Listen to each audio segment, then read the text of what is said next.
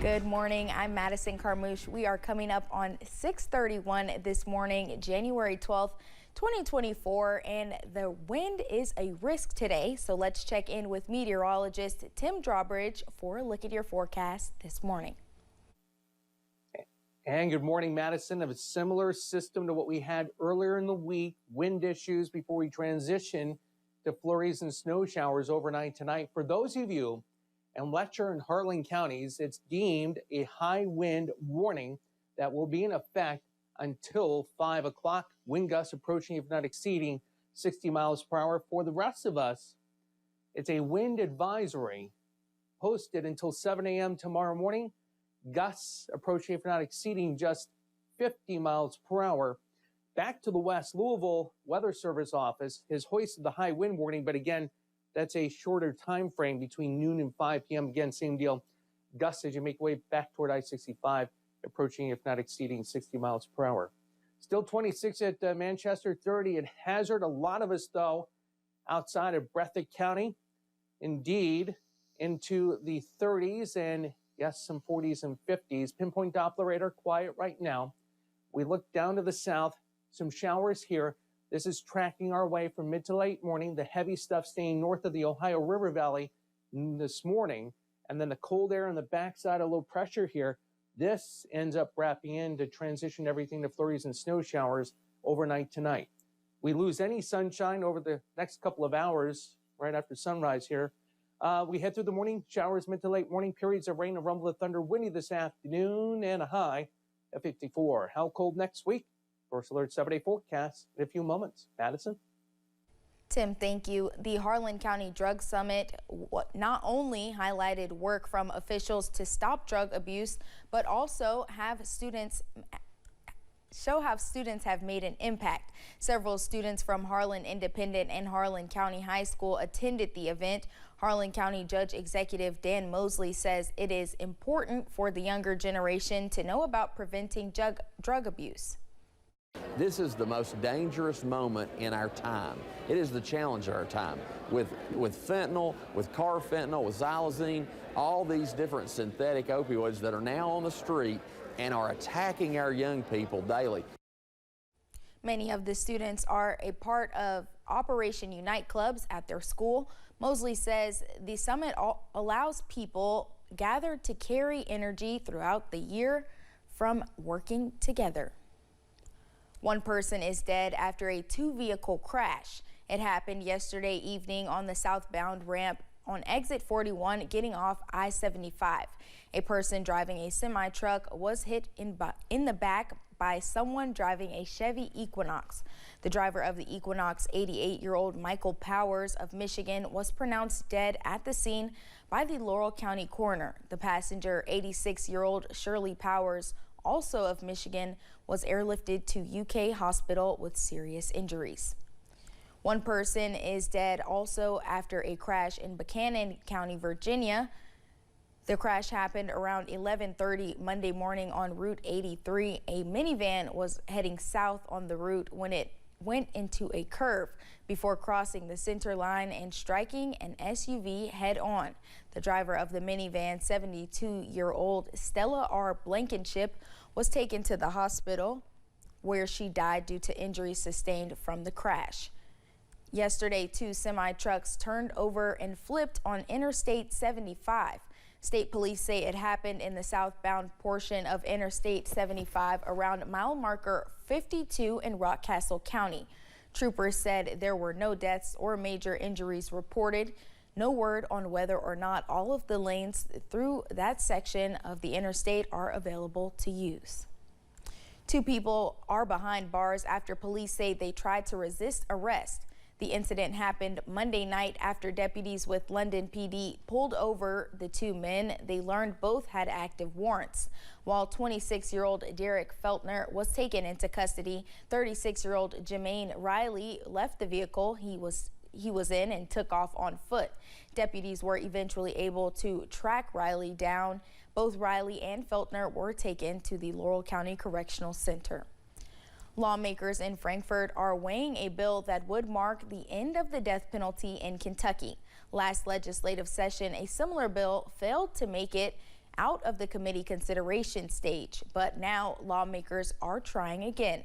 Jessica Umbro spoke with a few of the co-sponsors about their reasons for supporting the bill this legislative session.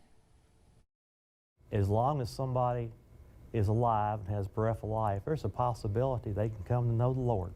Representative James Tipton, a self-described fiscal conservative, says a corrections impact statement filed last year found there to be an approximately $26,000 in savings for each of the current 26 death row inmates to instead serve life sentences without parole. Life without parole is a harsh penalty.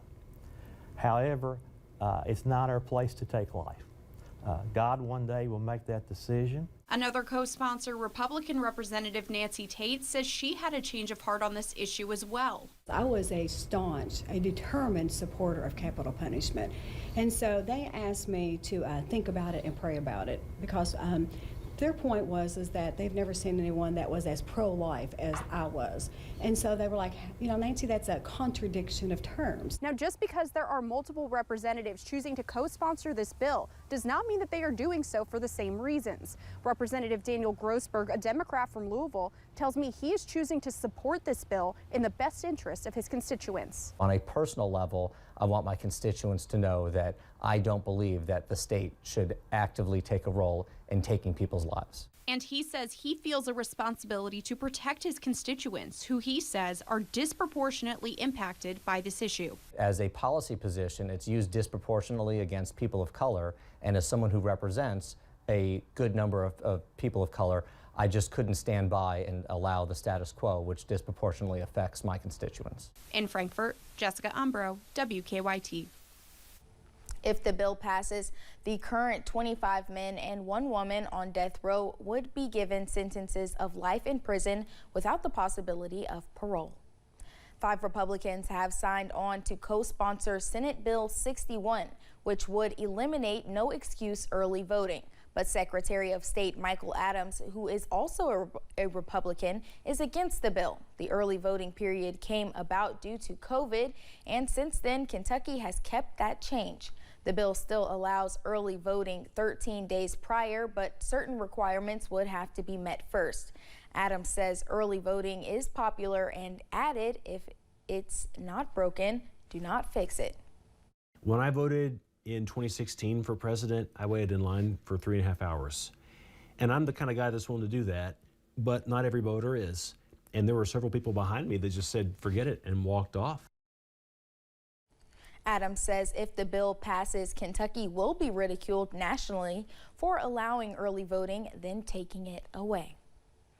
A Kentucky organization is making steps to push lawmakers to strengthen gun violence. Advocates for Safer Kentucky, or ASK, met yesterday morning in Frankfort. They're teaming with Whitney Strong, the organization founded by mass shooting survivor Whitney Austin.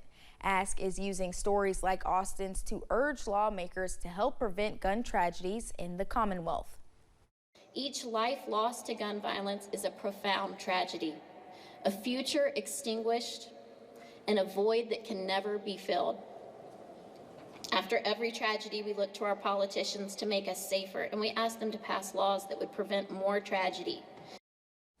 The ASK network is not making specific demands, only that lawmakers will lose voters if they do not take action to improve gun safety.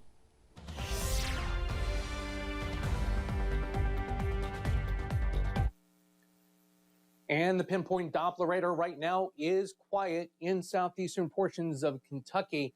We look back to the west and northwest. This is where we do find the showers and some heavier periods of rain.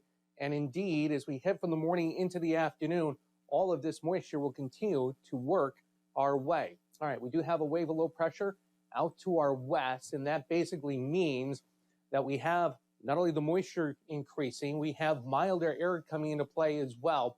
So that means as we head from the morning into the afternoon, some of us in the mid and upper 20s still right now will actually see our temperatures surge to the 30s and the 40s as we continue to track the showers, central eastern Tennessee, trying to come into eastern Kentucky over the next couple of hours. And over the next couple of hours, the heavy stuff is to our north.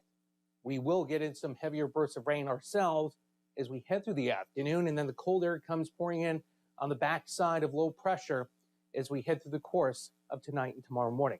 Over the next few hours, the future view shows how the showers develop mid to late morning, some heavier bursts of rain this afternoon, and perhaps a couple of rumbles of thunder as well. More about the First Alert 7-day forecast coming up in just a few moments. Madison?